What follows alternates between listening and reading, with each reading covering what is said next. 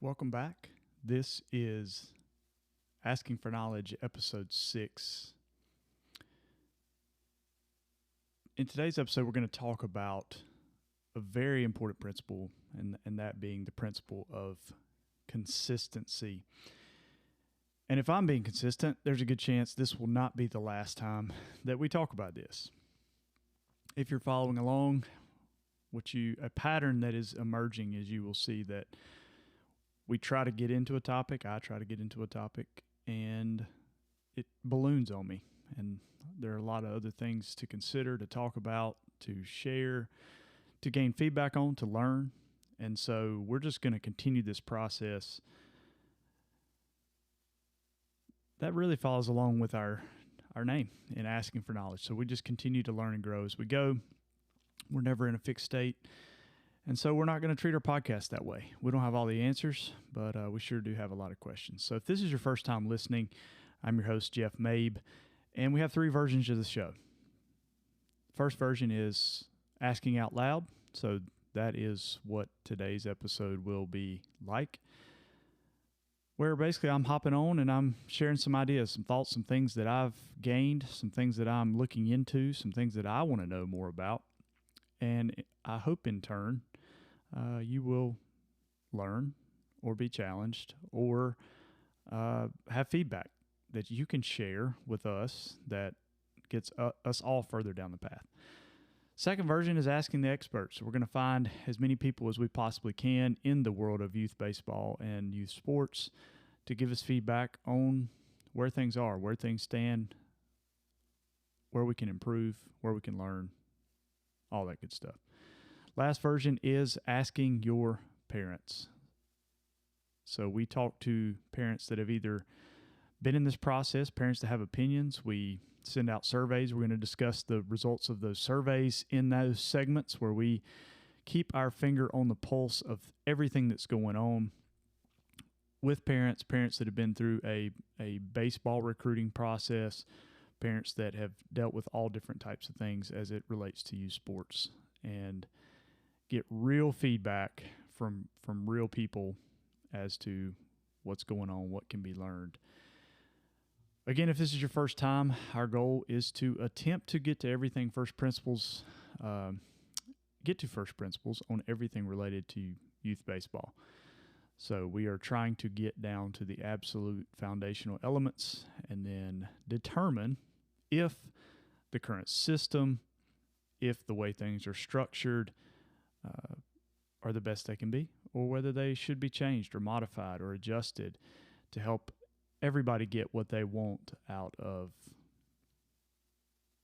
the sport, if you will. So Asking for Knowledge, we are an organization whose core focus is helping young players master the mentality, mechanics, and joy of baseball. We think it's a fun game. We think kids can learn a lot from it. And so we want to do everything in our power to help kids master those 3 elements. My hope is today's episode is relatively brief. It may drag out, as some do, but we are going to talk about, as I've already alluded to, one of the most important principles, really in life in general, which is consistency. And I'd like to define terms as we talk about these things, and so let's define it. Consistency in the context that we'll talk about it today is defined as the achievement of a level of performance that does not vary greatly in quality over time. So I'll repeat that. A level of performance that does not vary greatly in quality over time. So one of the things I don't want us to dive off into is the focus on performance in game day. And really, that is a huge area of focus in youth baseball, given the current format. So when I say youth baseball, I'm speaking mainly of travel teams. And again, I defined this more in earlier episodes. So if you want to go back, I believe it was episode 2 is when we kind of defined how we view youth baseball, so travel versus recreation, and what that means.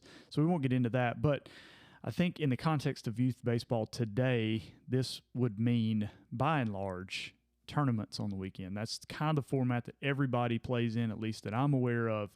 I don't know if other areas do it differently, but I know throughout the state of North Carolina, and it would appear throughout other states, the weekend tournament is the principal format. So we're not talking about performance, kind of game day or tournament performance.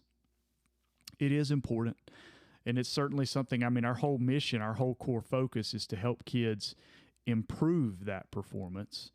And so it's not important, if that's a way of saying it. But I want to shift the focus more to a conversation around consistency and daily habits, because I think that's much more productive in getting our kids where we want them to be long term. Enter kind of the first challenge, the first problem. And I hope you laugh as we talk about some of these things. I hope it gets you laughing when we kind of shift the light and the perspective on these things. But the big challenge we have with this is children in the stage of development. We're talking mostly about kids 8 to 12 years old, maybe a little younger, maybe down to 6 years old, but just roughly 6 to 11, 12 years old. They don't have the executive functioning skills to be able to think in terms of long-term goals and the process of getting there. They're just coming out, right, of that 3 to 5 year old stage where it's like, I want a cookie. I need a cookie now. Get me a cookie. If you don't get me a cookie, I am going to burn the world down and embarrass you in public and all those things. So, like, they're just coming out of that stage. And then we sign them up for travel sports. And so now all of a sudden we've put our money where our mouth is, so to speak. They're on this travel team. We're paying hundreds, maybe thousands of dollars for them to be a part of this thing. And whether we realize it or not, our expectations of results shift, right? Because it's not, recreation ball, at least around here, you spend about $80.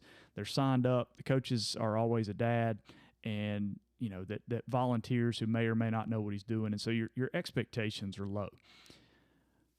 But now all of a sudden, we practice 2-3 times a week. We have special facilities that we go to as a team. We play 10 months out of the year, 11 months out of the year. And so all of a sudden, we've put our dollars there, and now all of a sudden the perspective shifts. But what did not shift is that child's brain. They are still in the stage of development where they struggle with long-term goals. And so we're starting to look at our kids and say they should take it more seriously. They're growing up, this and that and the other. I should not be begging them to work hard and want to be better and develop. And a year ago, they were still pitching fits in the cereal aisle. And I got to be honest with you. I wish I could sit here and with a straight face. Luckily, this podcast is audio only, but I wish I could, with a straight face, tell you I've not made this mistake. But I have made it over and over and over and over again. So you are hearing the voice of experience. This is not theoretical. And I think back to the millions, it's not been millions, the probably tens of hundreds of coaches' talks that I've given to teams over the last decade, and I'm met back with blank stares. And so, I'm left to question, these kids don't want it, they don't have perspective, they don't. Well, the truth is they don't. Let's be honest, they don't. And their brains are just not developed. And it is a different culture now. And again, we will unpack all these layers, but for today's purposes, I'm going to try to stay off the rabbit trails of some of this. So the question becomes, how do we help our kids develop consistency when their brain is not developed enough to appreciate how working today is going to help them in the future? And I got to believe a lot of parents struggle with this. And whether realized or not, maybe as you're hearing me speak here, you're thinking for the first time, like, oh crap, I've been doing this for a while and didn't realize it. But I think a lot of parents do. You know, why is Kirby not doing what he needs to do? Why he doesn't seem to be focused at practice? You know, we go to the hitting lessons, the pitching lessons, the fielding lessons, the catching lessons, and he really just doesn't seem to improve. Things are about the same. What is happening? I don't understand it. And I think the truth is, it speaks more to where they're at in the developmental process versus anything related to their actual ability or desires or any of that stuff. So making sure we're on topic. In case I haven't stated it clearly, I am making the argument that consistency in good work habits and a process of trying, observing, learning and adjusting, and then trying again is the ultimate foundation for long-term success. I don't know that I said that, but we're going to operate based on that as being true. And so, you know, if you've listened to us for more than 5 seconds, that we're always asking on this podcast. It's in our name. So we're going to do our best to get to truth and continue to search for truth and be open to the idea that we're wrong at times. And we're just going to repeat that process. But the thing is we try.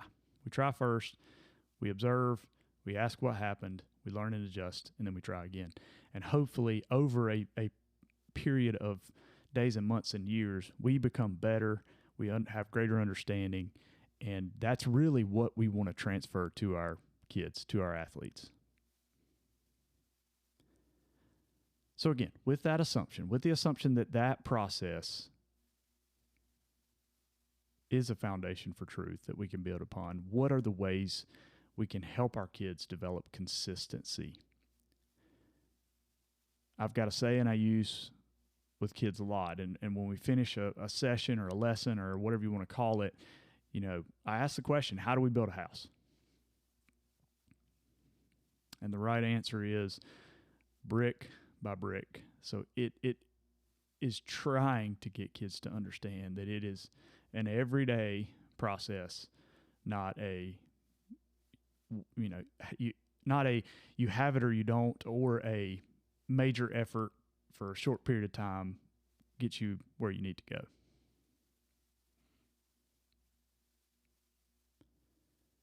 So what are the ways we can help our kids understand the importance of consistency and develop that as a habit? And again, we're going to speak in broader terms, but yes, in baseball and in other things. Number one, model consistency. Here's the questions. You know, we ask hard questions.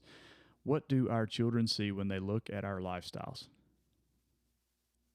What do they see?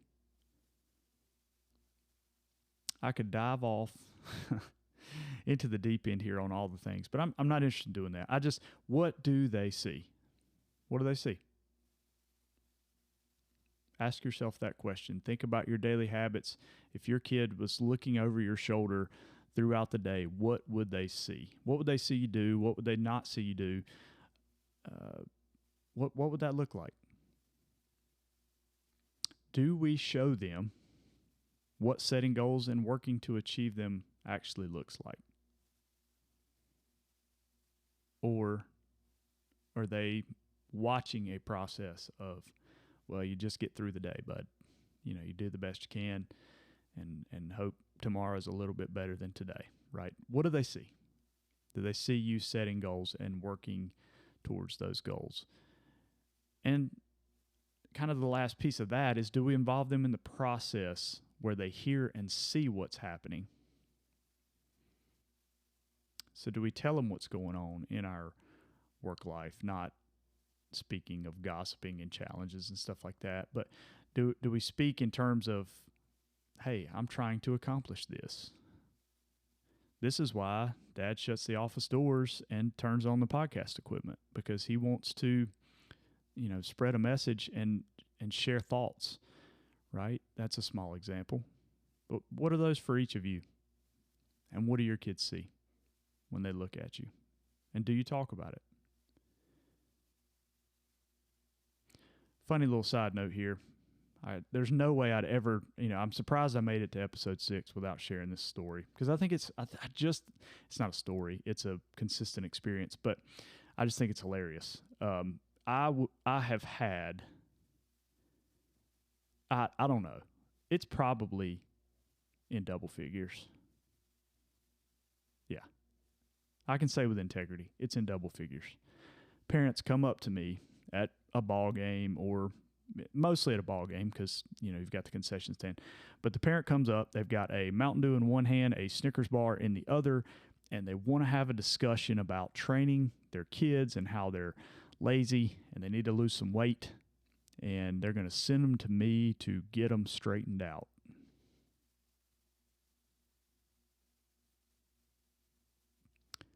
I've got an uphill battle with that one. So it happened, like I said, it's happened tens of times. And it's one where, really, excuse me, no further comment is really necessary there. But what do your children see when they look at your habits? If you're telling them that hard work and all these things are important, are they seeing that? Because they're going to model and they're going to form an opinion based on what you do and not so much what you say.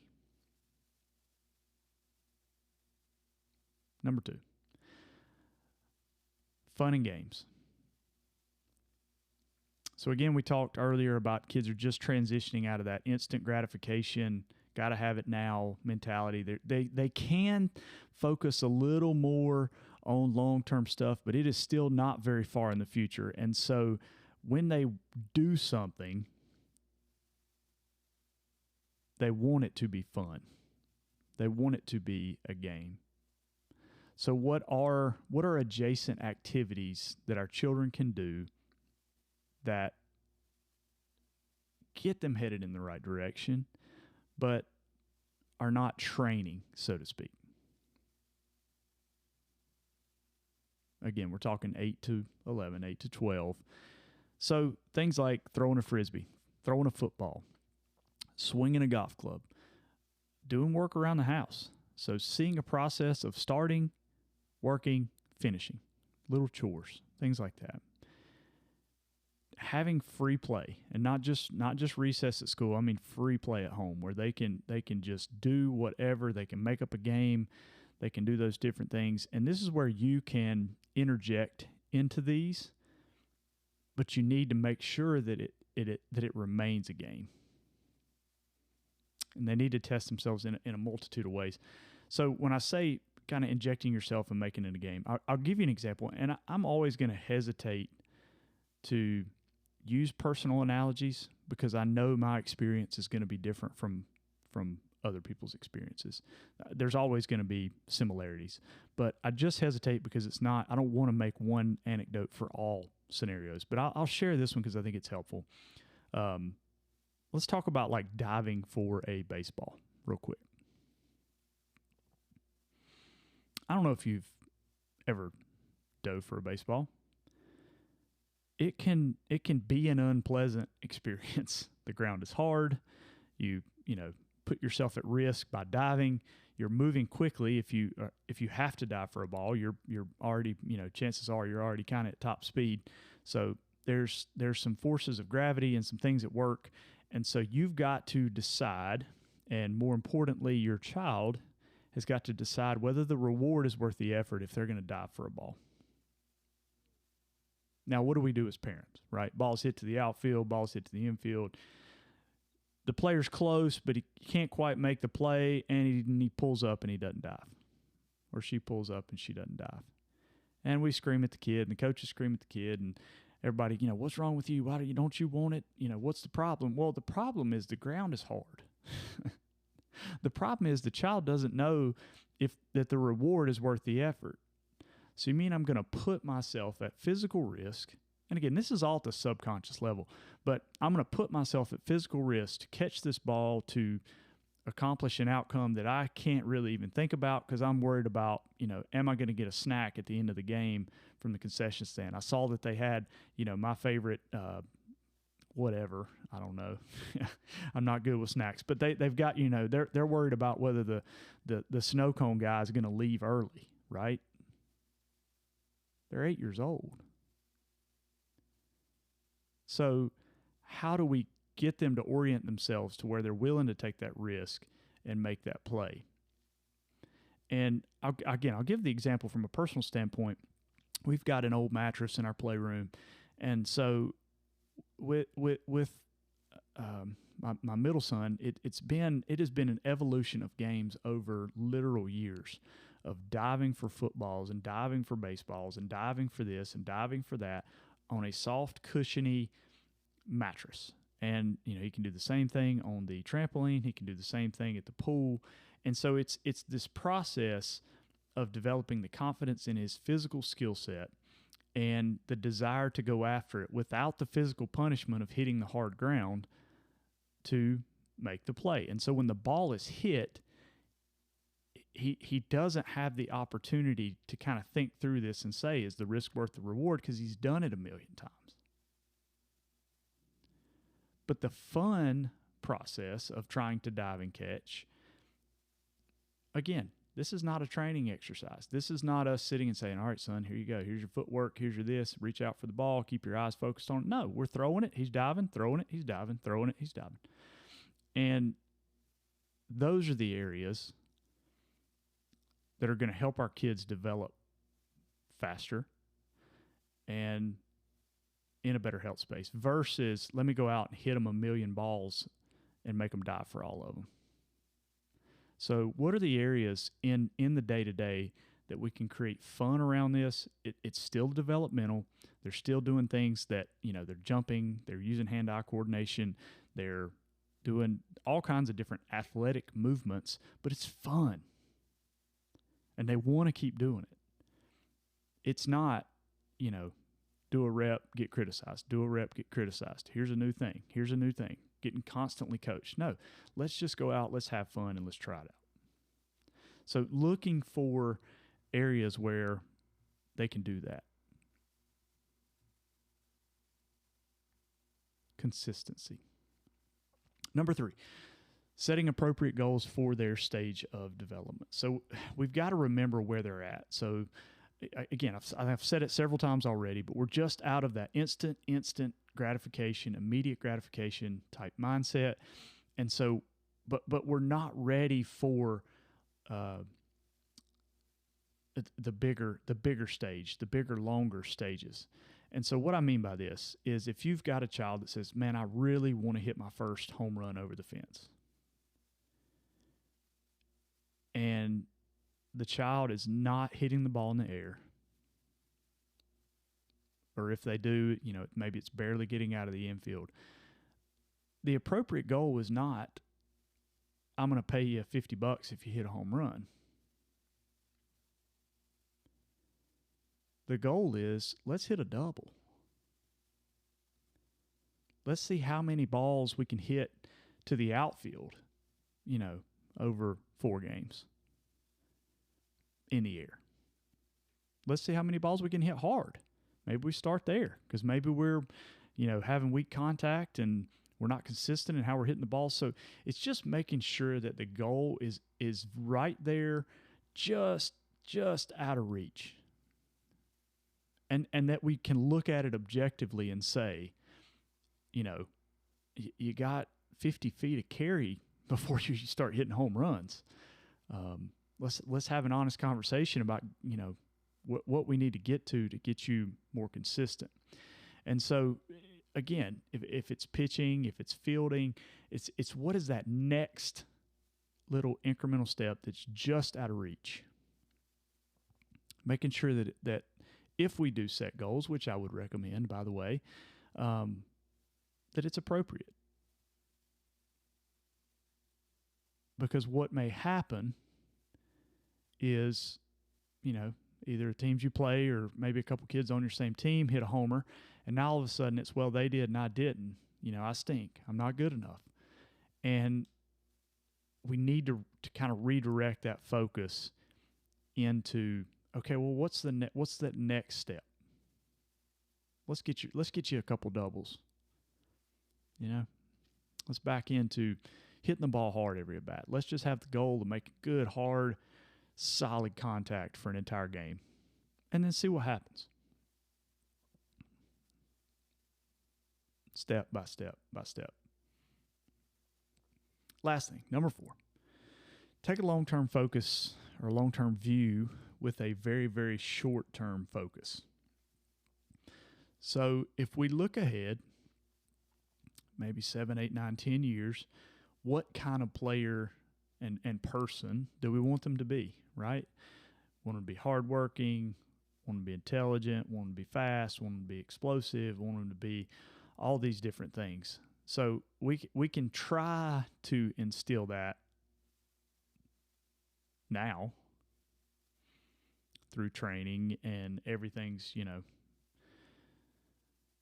focused on getting to that next level, playing 1 million games, training 4 or 5 days a week. We can do that. Or we can say, what are the 1,000,000 steps between here and there?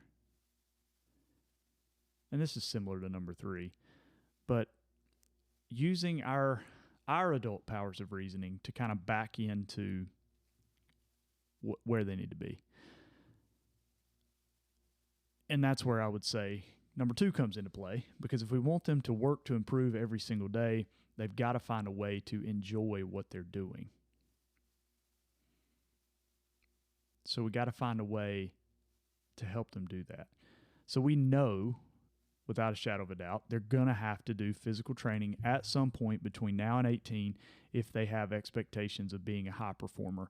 And I'm going to be real careful on this podcast and in everything we do to take the focus off of scholarships and playing beyond high school to maximizing your ability and potential while in high school. And then back it down from there. And really, I'm not going to talk about high school very often. I'm going to focus on we're going to focus on those ages from 8 to 12. And so, what do we need to build now if we want to give ourselves the best opportunity to maximize potential when they're 16, 17, 18? That's our focus. That's who we want to be. There are plenty of great people focused in that 13 to 17, 18-year-old area.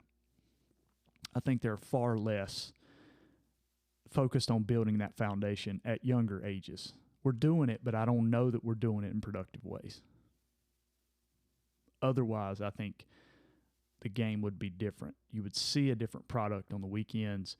You wouldn't see such a lack of parity between teams where, at any given tournament, you got 1 or 2 teams that are just light years ahead of the rest. I think you would see much more even competition and much better baseball, much more inspired baseball. Bit of a rabbit trail there. But again, we're backing into what are the little bricks we need to put into place to build that long-term athlete, if you will. What we want them to be, what we want them to end up like. So, again, physical training. They've got to learn to enjoy that. They're going to have to do it. If they want to maximize their potential, when they, get their testosterone, they're 13, 14, 15, they start to develop physically, they get a lot of hormones. We want them in a position to be able to take advantage of that and to do it in a safe way, in an incremental way over time, because it's going to allow them to develop, in an injury-free or as injury-free as they can way. So that's part of it. Teaching them to deal with failure. So how do we deal with failure? What does that process look like? How many times have they dealt with failure?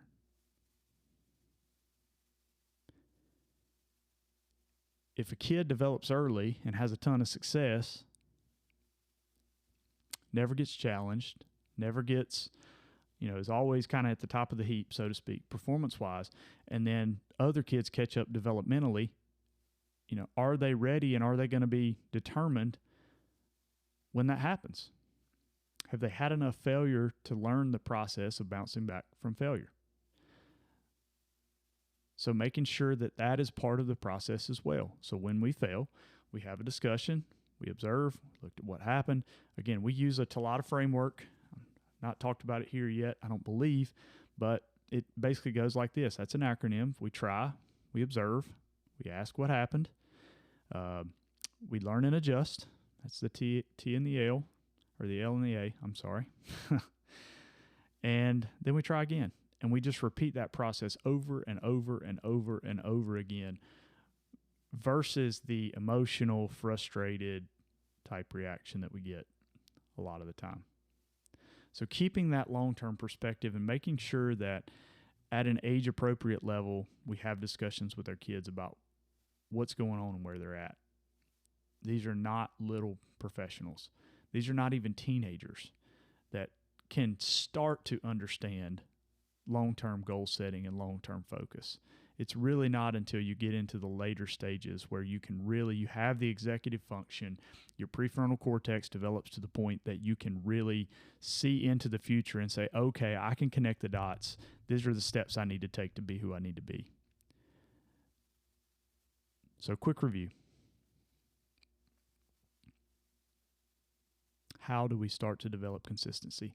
First of all, we model it. As parents, we show them what consistency looks like. We involve them in the process of things that we're doing, whether it be in work or in our physical health or in other things, hobbies or different things that we are involved in. We model that consistency. Number two, we we emphasize fun and games. So we make it fun. We look for opportunities that maybe are adjacent to developing those physical skills. I gave the example of diving for balls, but we find something to do that's fun with our kids. It doesn't feel like training to them, but it gets them reps that can build their skill set. Number three, we set appropriate goals. So we look at the next step. We don't look at the big, huge steps. We look at the next logical step, and we help our kids focus on what that next logical step is. Again, speaking to their age of development and not treating them like little pros. And then lastly, we keep a long-term view with a very, very short-term focus. Hopefully that helps somebody. Give us some feedback. Share your opinions. We're in this together to try to help our kids turn into highly functioning adults. I mentioned that because, yes, we talk a lot about youth baseball, but it's a tool. It is a tool for us to teach our kids these processes. And as much as I would love for every kid that trains with me to make it to the bigs, it's not going to be reality. The statistics just prove otherwise, and at a certain point, it's just it is extreme. It is an uphill battle. It's very challenging. But if we can teach them these processes for growth, for improvement, for a solid identity, if we can do that, I think we put our future in really good hands. And so that's really, at the end of the day, just pulling back the veil here, that's the goal. We're using youth baseball to do it, but that's the goal. So I hope you're enjoying the show. I hope you're getting something out of it. If you are, please consider following or subscribing, depending on your preferred platform. Everybody has different terminology there. But we're on Facebook, we're on Instagram, we're on Twitter. So give us a follow there, interact with our accounts, ask questions, give feedback, participate in our surveys. So we have surveys that we'll send out periodically via social media, via other forms, or on our website. So participate in those. Let your voice be heard as to what is going on, what you're struggling with, and things that we can talk about to try to move this forward. Thanks for listening. Until next time, keep asking for knowledge.